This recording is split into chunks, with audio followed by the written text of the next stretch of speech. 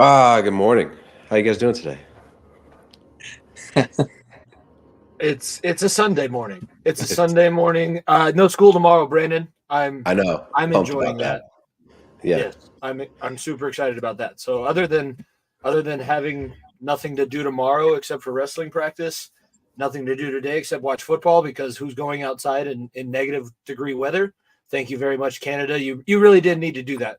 I Yeah, guess no this is kidding. penance for never allowing you to win a Stanley Cup, but yeah, it's cold, so I'm excited to just sit at home, watch football. They were replaying the national championship. I have a couple college wrestling duels.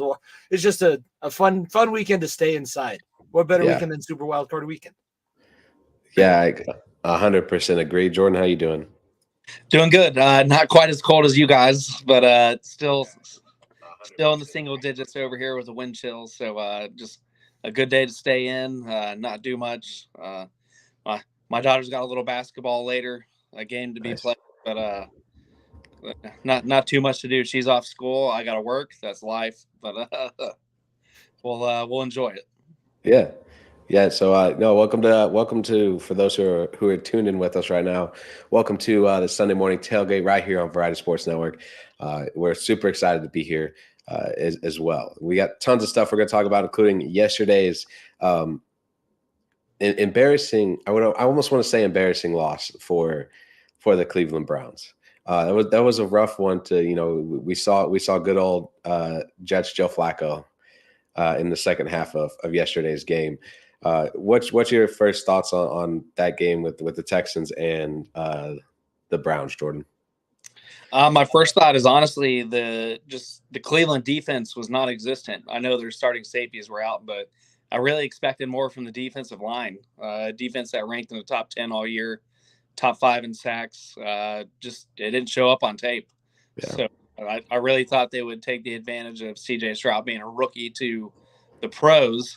The lights are never too bright for him because where he played from. But, Apparently not. just I just expected more pressure, more pass rush, and less deep plays. Their Yeah. corner didn't show up. Denzel Ward didn't show up on film. Uh, all CJ Stroud's plays in the beginning were 20, 30, 40, and even a 60-yarder. Just stuff you really didn't expect coming out of a rookie and out of a defense that was solid all year. Joe Flacco, not shocked, but I mean, he had 8 interceptions in 6 games, so we knew the turnovers were going to happen, but they were just pick sixes or a nail in the coffin. So Yeah. that's Yeah. kind of my biggest takeaways. Besides CJ Stroud's unbelievable play, I believe he was only like 1 to 2 points in a quarterback rating for being perfect. So yeah, it's a lot packed into a short amount of time there. Yeah. Jimmy, what's your thoughts on the Cleveland Houston game yesterday? There were signs that we should have noticed. I think everybody was kind of blinded by that beatdown of New York in prime time on Thursday night, right before Christmas, and we kind of forgot about all the holes that they have. And I think it's something that fans have to relearn every year in the playoffs is that when you have holes in your game, those holes don't just get fixed; they actually magnify. So if you're having turnover issues, like I think we can look at both games yesterday and say the team that was able to play in the best scenario won. Cleveland's defense hasn't really been that great on the road. They average giving up about 30 points more a game on the road than they do at home. So the fact that they didn't win their division, they had to go to Houston. D'Amico Ryans had that team ready to go, and I think a lot of credit has to be given to C.J. Stroud.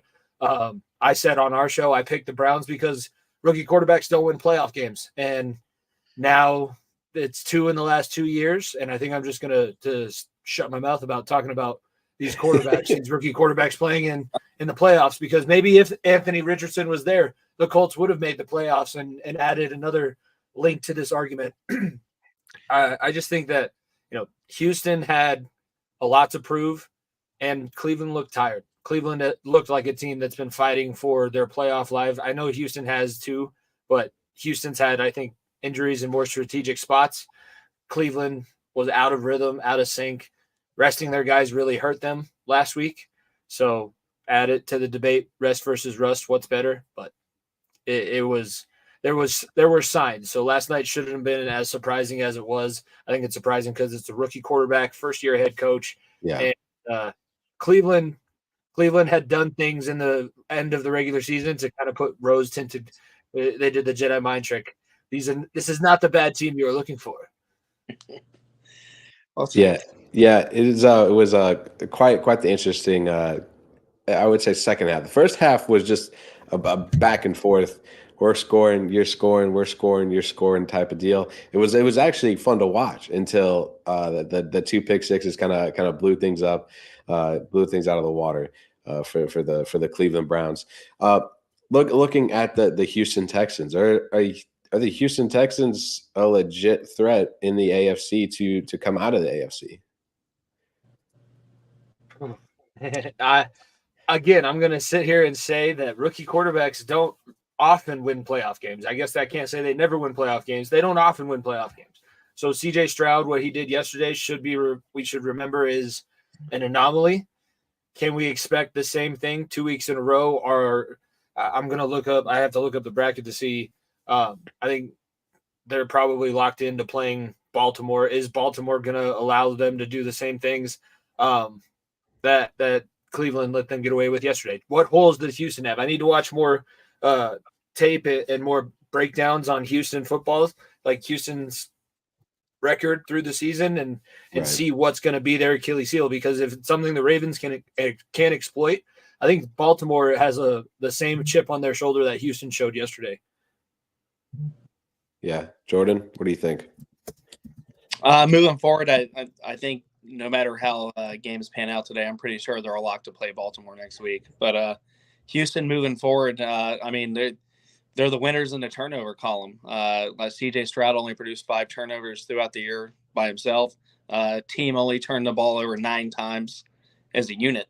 So that's when you're not playing from behind and you can control a run game, which they have a pretty solid run game.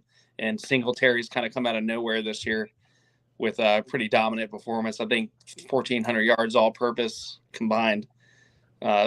Something to kind of watch. I know they lost Tank, which was CJ Stroud's kind of number one, but yesterday it showed that he can throw the rock around kind of everybody. But moving, they don't have a lot of holes other than they're used to playing behind. I don't think they can play behind when it comes to the Ravens because they have 5 fourth quarter comebacks this year. Houston as a team, and I don't think that's something you can do. You can't get behind the chains. You can't get behind the score when it comes to Baltimore because just that running threat. So that and that newfound passing threat on the outside. I know Mark Andrews active. I, to me personally, think that's kind of a decoy. I think you'll see him in limited snaps. I think you'll see packages for him, but the team has honestly played better for yards per game without him in the lineup, and that's using outside weapons they both drafted and went into free agency and spent a pretty penny on. You're seeing OBJ and company kind of really do things that we haven't seen a Ravens team do probably forever because it's always been run to rock. Right. Pass to the tight end when you need to and let the dominant defense kind of carry you behind. So seeing Baltimore go out and score 28, 30-plus points the last couple of weeks is it's been fun to see, but it's been really scary because that's always been a part of the game that we've always questioned Lamar. Can Lamar pass? If you force Lamar to pass, can he win games? In the last couple of weeks, he's doing it, Jimmy. I know. Doing it. I know. I don't like it either. It's a scary thing to see moving forward. And the fact that the front office, listened to him, he said this year that he wanted weapons on the outside. We always know they had a run game. We've always known he can run the rock when he needs to. But Baltimore wins it and kind of crushes the Cinderella story that is Houston. But I think it's going to be a close game. I think it's going to be competitive. Houston doesn't turn the ball over, and if they don't play from behind, they could possibly go into Baltimore and shock the world. But Baltimore's got a pretty big sting right now, and they do have the chip on their shoulder, especially from last year's fumble and Lamar not in the game. So Baltimore fans always say, well, it's an asterisk because that quarterback play came from a backup and not himself. So a lot of storylines going into that one. The lovely asterisk behind a loss that you just lost. I mean, you lost the game. So no, yeah. Outside of that, if if you are the Houston Texans, what kind of, I mean, we see this all the time in the playoffs. Is a team takes a week, they get a bye week, they get time off, uh, and then they don't come out and perform. You see it in almost all. I mean, look at the LA the Dodgers this past year. They had a little break and came out and kind of fell asleep against the Arizona Diamondbacks. Is this a possibility here? Do you think this is something that I personally think I could see it happening? I could see the Houston Texans taking advantage of the 2 weeks off, a week off for the Baltimore Ravens, and coming into Baltimore and throwing all over them like they did Cleveland. I would say I'd see that as well, except when you think about the last time Baltimore was the 1 seed, they got upset by a wild card team in the Tennessee Titans and that was when they didn't show up. And there's a good amount of that team that's still there. It's still John Harbaugh. That's the coach. He can look back at that and go, this can't be us this year. I think Baltimore, they get to the conference championship or this season. Like, what did you pay Lamar for? You need to be in the AFC championship. You need to have the ability to win that AFC championship.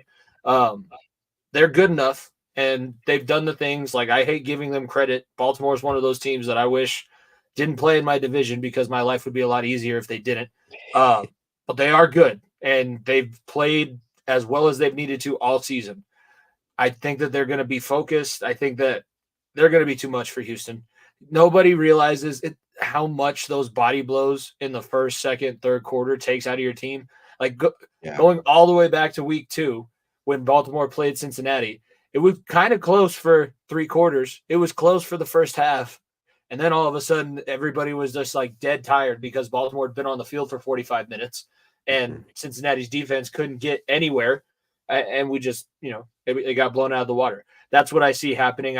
I see Houston holding close. Do they have the talent, the depth? Like I said with Cleveland, they've been playing for their playoff lives for a while now. They've already lost Tank Dell.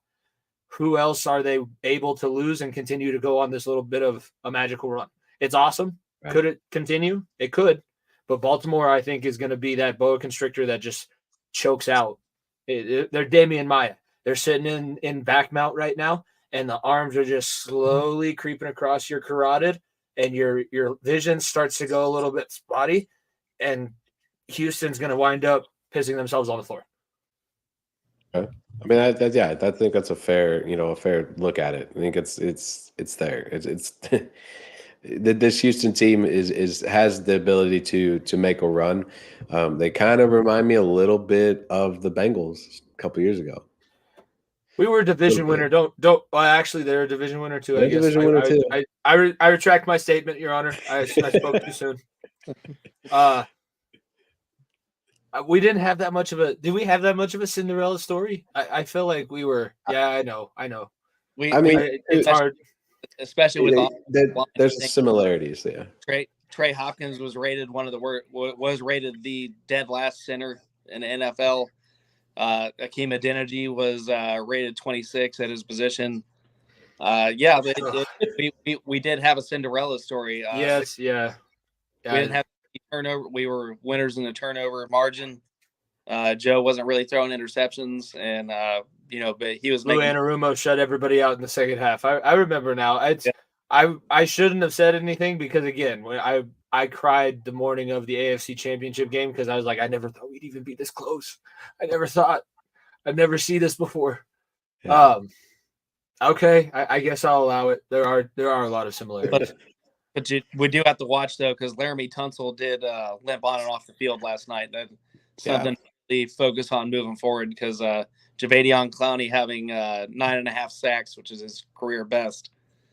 And the rest of that pass rush going in. If Tunsil doesn't play, I don't think they hold much of a chance past the second and third quarter when those hits really start to stack up. So yeah, I think he ended up finishing the game, and he came back in to finish the game yesterday. I think, but from the sounds of it, he already had he had a previous knee injury from earlier in the season, and he kind of got rolled up on yesterday a little bit. So I think that just kind of.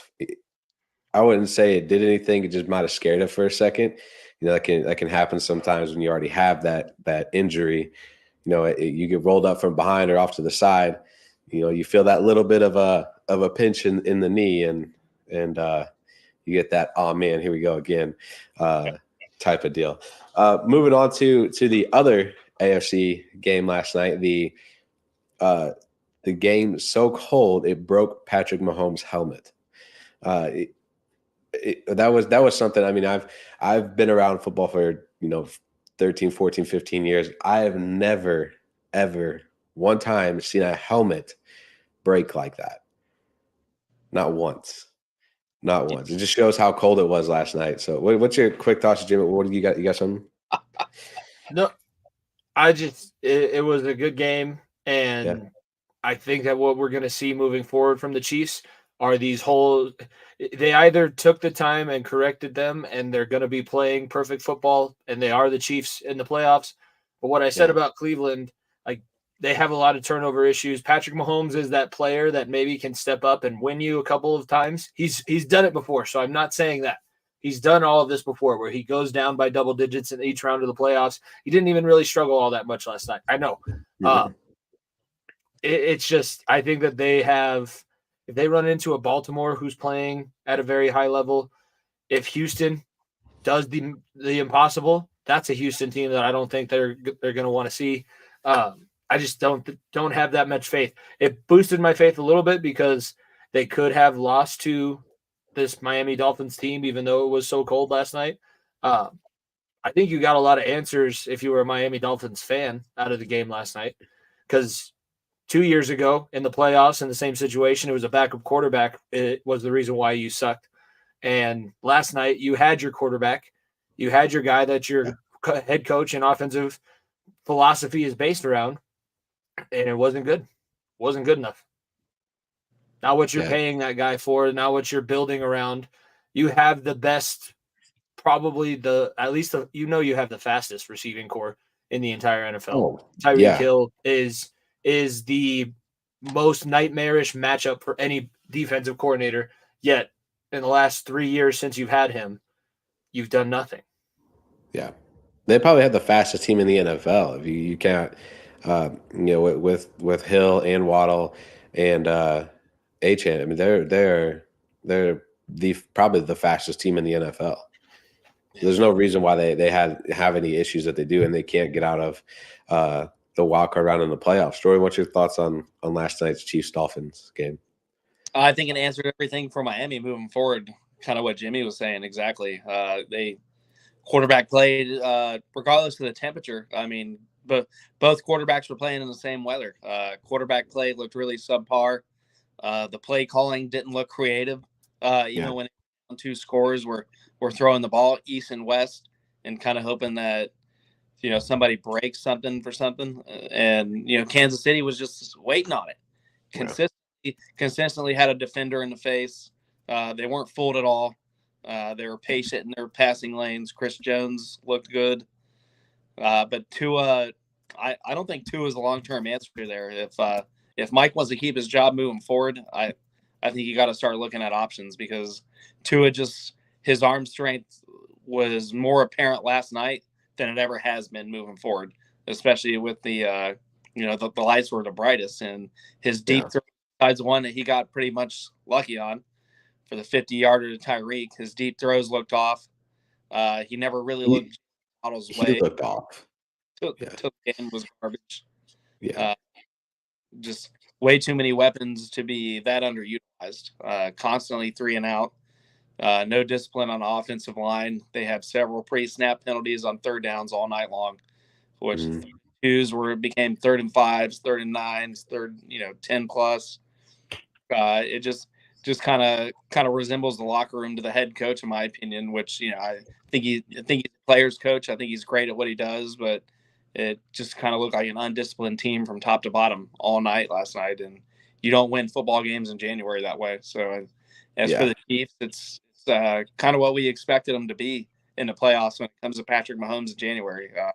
They look like they were going to struggle there. They had 2 drops early, and then after that first quarter, They look pretty consistent. They always got the refs' help. I don't know what the free timeout was about.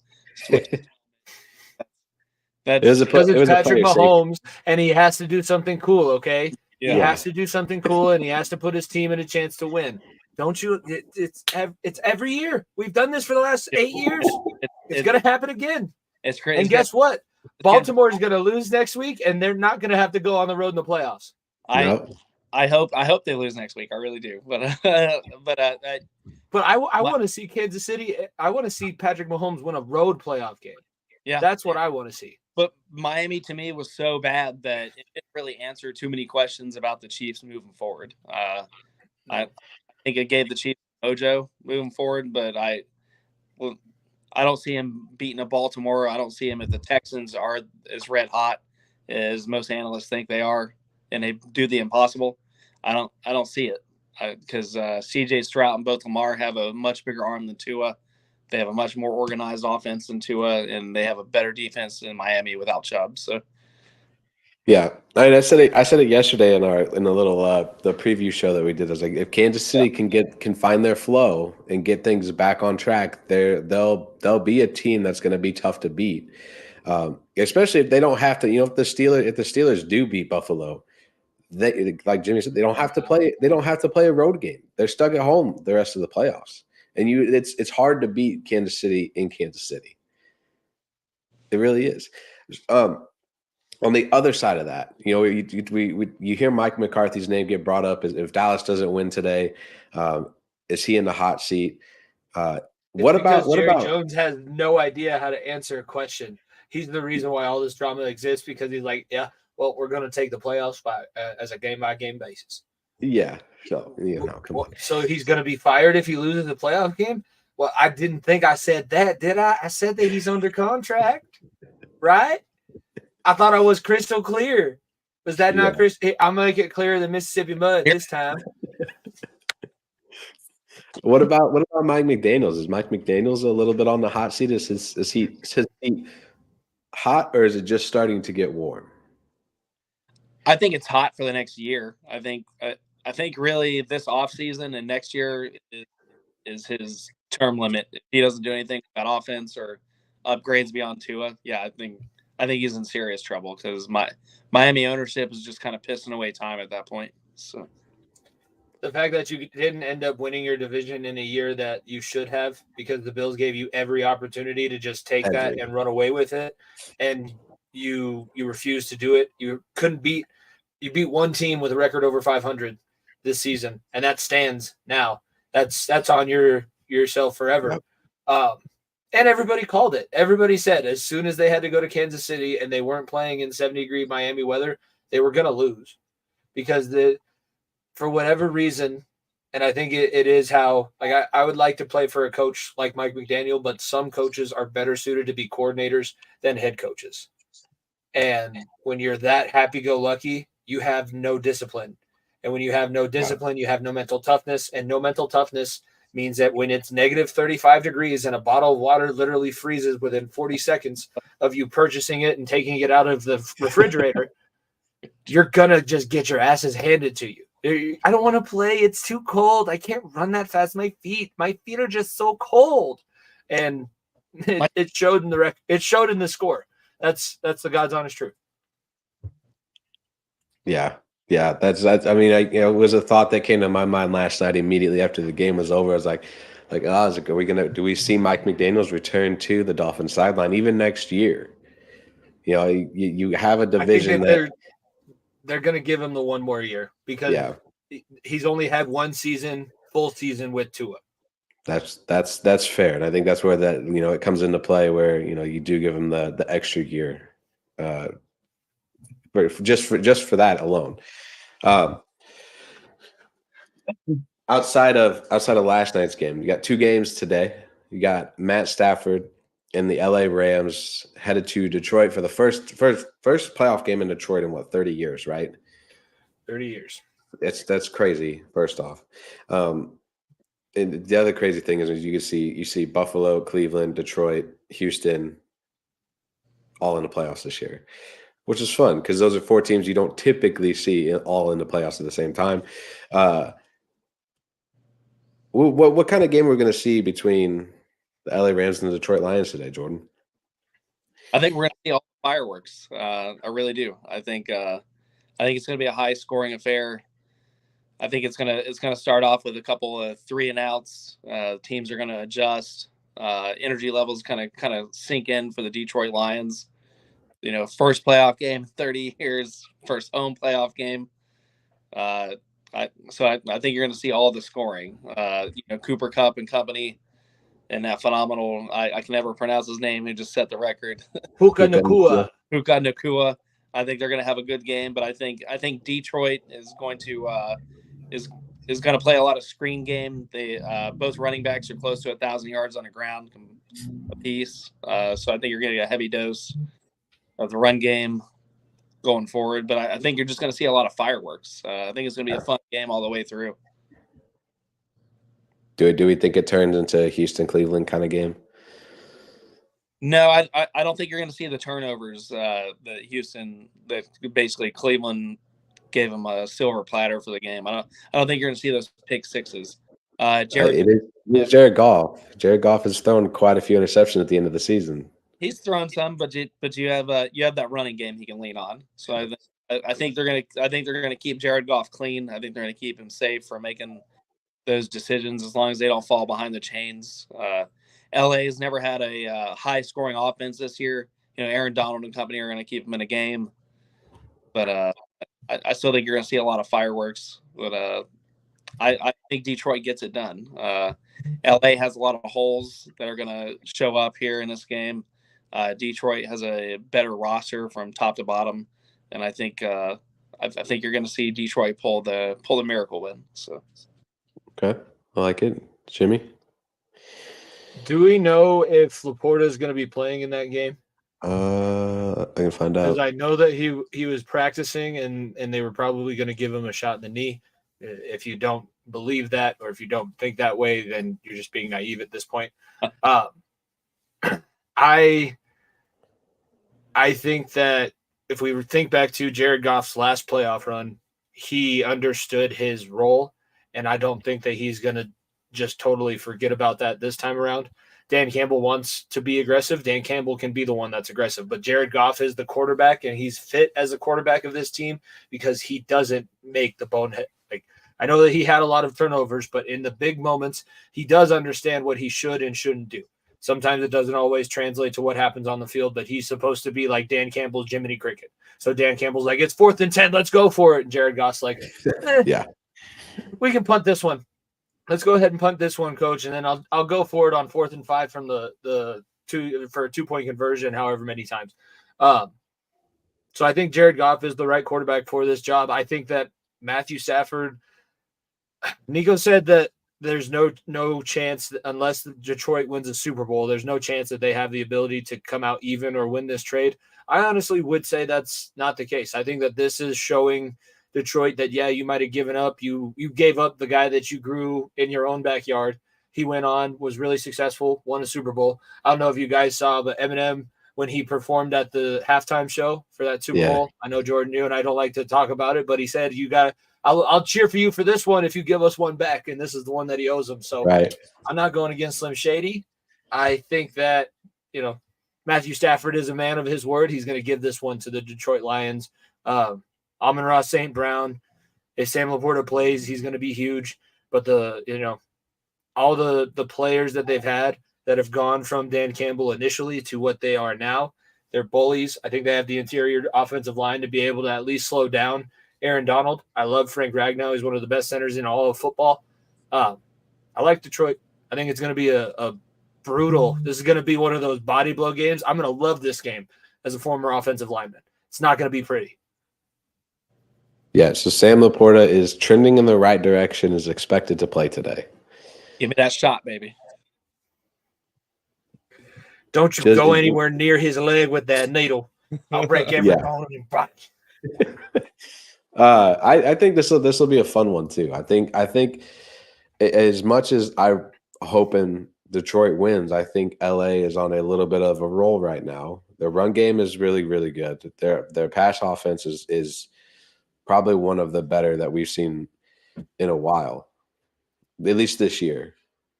I would say with the consistency of, throwing the ball around and getting it to who they need to at the right time. Sean McVay has done an outstanding job this year as the head coach of the Rams, being, it was a team that wasn't supposed to be in the playoffs. They weren't even supposed to touch the playoffs. They just happened to catch it at the right time. Kyron Williams is a monster of a running back too. I think he could be the difference for the Rams today and getting them a victory in Detroit. Kind of same with Detroit though is you could be David Montgomery and the Jahmyr Gibbs tandem that really takes it away for Jared Goff and in the Detroit Lions. I almost said Jared Goff and the LA Rams, but that's not the case anymore.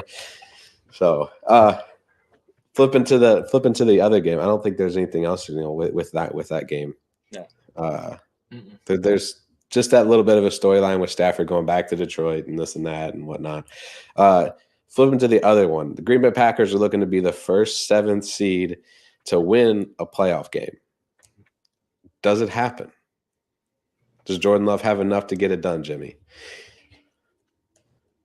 I see this going the same way that last year went, where they're able to hold off the scrappy wild card team in the first round, and then in the divisional round, Mike McCarthy's head will explode and something will go catastrophically wrong. Jerry Jones will make 45 cryptic messages only for it to all happen again next season. It's just rinse and repeat for the Cowboys.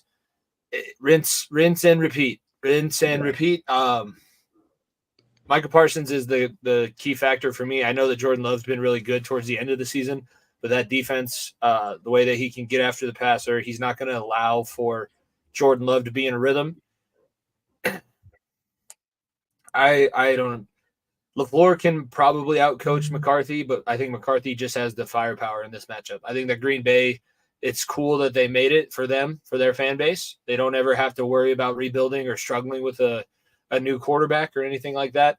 Now they need to continue to build for next year, because next year they can win their division again. Instead of being the 7th team into the playoffs, they could be hosting playoff games. I think next season is what they're looking at. Anything they get this year is gravy. So I think that they could probably – they're going to fight, obviously, because everybody plays to win in the NFL, but they're playing with house money.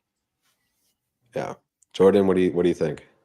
My thoughts are similar to Jimmy. I think Dallas gets this one done. I think it's going to be closer than a lot of people think. But Micah Parsons and company and at Dallas secondary, I think it's going to be too much for Love being on the road. Dallas loves playing at home. So to me, it's going to be Dallas in this round. I think they're going to do the choke effect in the second round on whoever they play. I don't see Dallas moving on. But in this game, Jordan Love is a feel-good story, but I think it's going to come to an end. I think they have the building blocks to be successful moving forward. They got extremely, I won't say lucky, but they fought their tail off to get into the playoffs. They don't have to worry about any quarterback questions moving forward, at least for another year. But Dallas gets this done. Dallas has too much defense, too much offensive juice. They love to win at home. Give me Dallas by at least 10. So, and that's what I said last night on the little preview show. Was Dallas? I think it was like 28 to 14, something around that. I mean, Dallas has won 16 straight home games, and there's a reason they do that. The AT&T Stadium is just as hard of a place to play in, apparently, as Arrowhead is. To an extent, this game should be. I agree. I could see it being a little closer than we all expected to. I do think Green Bay, at least in the first half, comes out and gives Dallas a little bit of a oh crap kind of moment. Like we're gonna have to pick it up. If we're not. We're going home early. We're going home when we're not supposed to. And the same question is brought up earlier with Mike McDaniels. If the Cowboys lose today, does Mike McCarthy have a job at the end of the day? He shouldn't. No. I think that he should have been moved on from after last season, because they do this every year with Mike McCarthy. They're good in the regular season. They get to a certain point, but they never get over that same hurdle They won playoff Yeah. game now. They've won playoff games within this decade, so we can't hold that over them, but they still haven't made it past the divisional round. And Mike McCarthy, if he can't do it this year, he's never going to do it. And you've had opportunities for other, upstart head coaches, guys that you could have brought in. You have a guy, I think, that might have been better for your own job in-house. I think Dan Quinn would be a hell of a head coach for this. Kellen Moore just wasn't ready. Dan Quinn needed a little bit of rehab after Atlanta, but now Dan Quinn being here, I think Dan Quinn would be the best fit for Dallas's job. And it just sucks that he happens to be your defensive coordinator. So what are you going to do? Look at Mike McCarthy and go, well, actually, Jerry Jones might do this. He's in, you're out. I'm sorry. Yeah. Please pack up your knives and go. You are the weakest link. Goodbye. I don't know how many more ways I can tell you to get out and clean your office. Like, you're fired. Yeah. Especially with Dan Quinn being linked to Seattle right now. I think that's a very good possibility that we could see that. Even if they win today and still lose next week, the Dallas Cowboys are a team that should get to the NFC Championship game, that should get to the Super Bowl. There's no reason why they can or why they shouldn't get there. So I think that's a good possibility that Jerry Jones pulls this kind of thing to keep Dan Quinn in Dallas. Jordan, got any thoughts on the whole thing? I agree completely.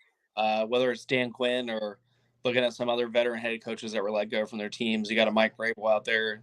You got a Bill Belichick bring in to at least advise or have a role in the front office if Jerry Jones paid enough. I don't see him being a head coach, but Jerry's all about the storylines, Jimmy. So yeah, no, that would be. I was thinking of Bill Belichick in Seattle because he's the least. Yeah. I think it would be hilarious. It'd be like one of those Lifetime movies where the big city girl goes to the podunk town. It's like, whoa, there's so many hippies. Why is everybody wearing Birkenstocks? Bill Belichick grows a man bun with whatever hair that he has left. Becomes a yogi. Namaste. That would be fun. We're on to Cincinnati. Namaste. That's the movie we need. We don't need a Joe Flacco movie. We need a Bill Belichick movie. We might get it. Speaking of, you talk about head coaches and stuff, who's going where and whatnot. You already seen Gerard Mayo get the job in New England. Which vacancy right now is the next one to get filled in your eyes, Jimmy? I need a reminder on all the ones that are open. You got Atlanta, Vegas, LA. What else is there? There's still 3 more. Tennessee, Carolina. I think LA is definitely because the roster is already kind of there. You can change it to however you want, but they have good enough talent and good enough players there. I think that it might be a little bit more enticing once Herbert's back at quarterback and it's not the hockey stick, as Nico called him. None of those places, none of those jobs are all that enticing because you either don't have talent on the roster or like in Carolina, you have to deal with the literal embodiment of White Goodman as your owner. And it's going to be a nightmare no matter what happens to you, whether you're good, whether you're bad. Your guy is going to toss drinks on fans. He's going to get fined $400,000. He's going to pull it out of his wallet, throw it at the person that he threw the drink on, and he's going to just continue to undermine you. And you're never going to know. He's going to walk in, and he's always testing you. There's always a test going on. You have to show me that you're the alpha. If you don't, I'm going to lock up with you. We're going to wrestle Greco-Roman style. You know what Greco-Roman wrestling used to be? They used to wrestle naked. What? I'm not doing this, Mr. Tepper. Please. Please, get away from me. I'm saying no. No. I don't know you. That's my purse. Yeah. Give me back my purse. I don't like any of those jobs. God bless the people who take them, and hopefully you can build them into something that I'm not seeing right now. I'd say it's LA and then maybe Tennessee because they're getting a new stadium, so you're at least going to have some buzz around the franchise. I know that they're losing Derrick Henry, but I think that those are my 2 options that I would choose if I had to. Yeah. Jordan, which one's your favorite, or at least the next one you could see being filled? I think if Vegas has half a mind, they'll just go ahead and hire in-house. AP had that locker room from day one when he stepped in. He took the same players that Josh McDaniels couldn't get any juice out of, and won some games and at least put consistent play on the field. It wasn't great, flashy. Obviously, they have a quarterback hole to fill, but it could go one or two ways, because I also think that some of the aging veterans on the team, they could have a fire sale.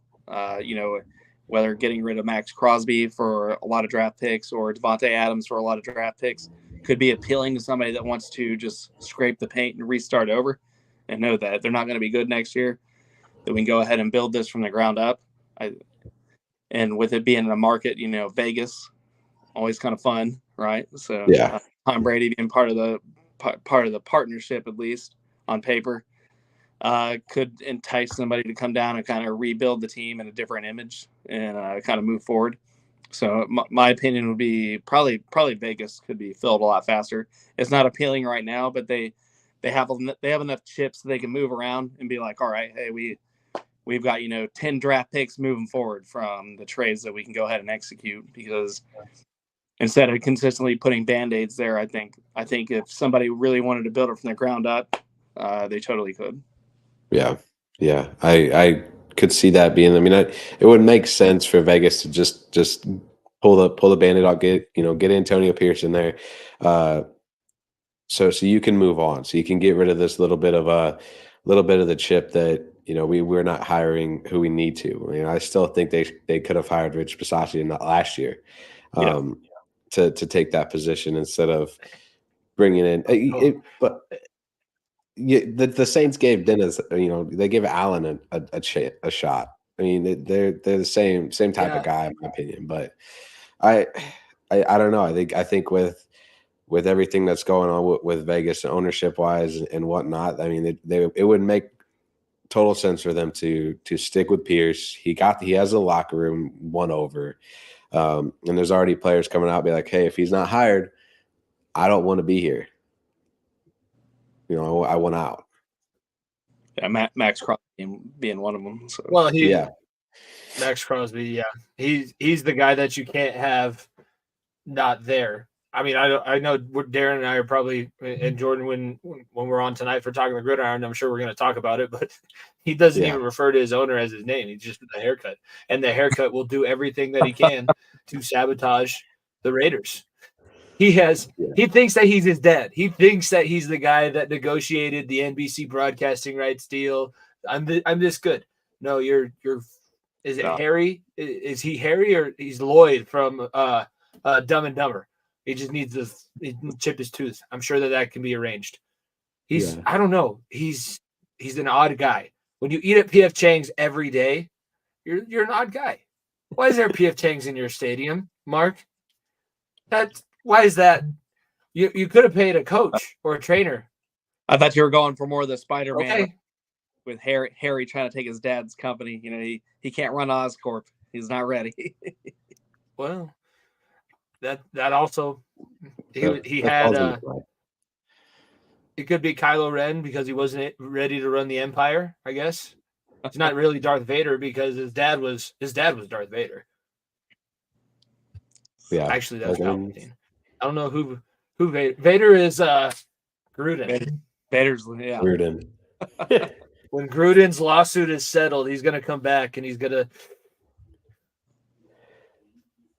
There's been talk about Gruden picking up steam and some of the other vacancies. So that would just I don't see how the NFL would be okay with that happening. It wouldn't make sense for Gruden to get a job over some of the guys that are out there right now. But then again, it is the NFL. We're honoring Ray Rice next weekend, right, for the playoff game for Baltimore fans. I thought they did that already. Excuse me? Did they do it already? Oh, wow. There. Talk about being I thought that was the last game of the season they did that. Unless they moved it. I'm just saying if that can happen, anything can happen, because that blew my absolute mind. Yeah. I mean, he was the star there in Baltimore before everything happened. So before everything. But before everything happened. Is Buffalo unveiling an OJ statue at some point? You never know. It's the NFL.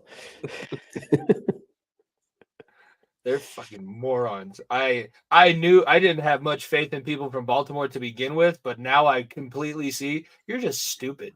You're not even dumb. You're just so stupid you can't even read a room. What has the NFL been coming out against? What since this incident happened? Since the video of your guy that you're this is stupid. This is just stupid. That was something else. You got any guys any closing thoughts for today's show, Jordan?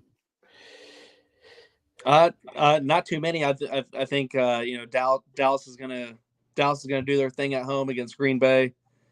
The Texans are a Cinderella story. It's gonna be a good game if they do end up getting Baltimore. I'm excited to see it, especially as an Ohio State fan. Miami, we recapped. They have more questions and answers just about on every level, from head coach to quarterback. The couple coaching vacancies moving forward. Obviously, they got to get filled before the draft, so a lot of busy minds going to be post Super Bowl, and especially going to free agency in March. So, that pretty much recaps it for me. So. Okay, Jimmy, you got any final thoughts? Football season's over for myself. I'm watching, but I don't really care. I'm watching the Avalanche because we're going to trade Ryan Johansson at some point because he hasn't been able to fit, but we're playing near perfect hockey at the moment. Coming up on the All-Star break, so things can change. But what are you going to say? No, I want to hear your thoughts because it's the NHL thing with the whole fan vote thing. I get it, but do you think? I don't even know how to say his name right yet. Is it Dragunov?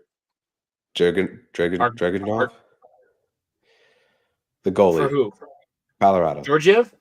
Yes, Georgiev. Yeah. Do you really think he should be an all-star? No, he hasn't been playing at all-star level. He just has the team that can score 8 goals when he gives up 7. So he needs to play better than that, and he's had a couple shutouts. But no, it was only because he's a cool name to chant, and we get to chant it a lot because we win a lot at home. So at least got an NHL. Georgie. I'll give you that. Okay, that's a cool name. I think I'll give him that. Yeah, that's all I got. Yeah. Okay. Yeah, it was just something that caught my attention. And did Val not make it? Did Val not make it? But Georgiev did. Did Nichushkin make it? Because he should have. He's second in power play points behind Reinhardt. That's it. I don't think so. The second group of fan voted was all from Vancouver and Toronto. So I don't. Of course. Yeah, I know, right? Of course. Fuck you, Canada. It's cold as balls because of you, and now I don't get to watch my guys in the All-Star game. Thank you. Who did you say? Val Nichushkin. Valeri. I don't see him on here. No. How is that not his goal song? Yeah. All right, I'm just rambling now. You better turn this off before I just continue on. I'll turn this into an Avalanche podcast real quick. We're gonna have to get one of those going 5 holes soon. Yeah. So, but alrighty. Well, we'll head out of here. We'll finish on that nice little NHL note, all-star stuff. By the way, the jerseys are god awful. If you haven't seen them yet, they're ugly. God, they're bad. Anyways, no, yeah. Hey, Justin Bieber wore a Blues one, so we're okay. Okay, but anyways, that's the high note we're riding on in the All-Star break right now. Is Justin Bieber wore a Blues All-Star jersey, so we're good. We'll wrap it up good there. Make sure you tune in tonight for another Talk in the Gridiron, and we got one more wildcard preview game with Philadelphia and Tampa Bay. Enjoy the games today. Make sure you do everything you do everywhere else. Hit that like button, subscribe, and we'll see you next week.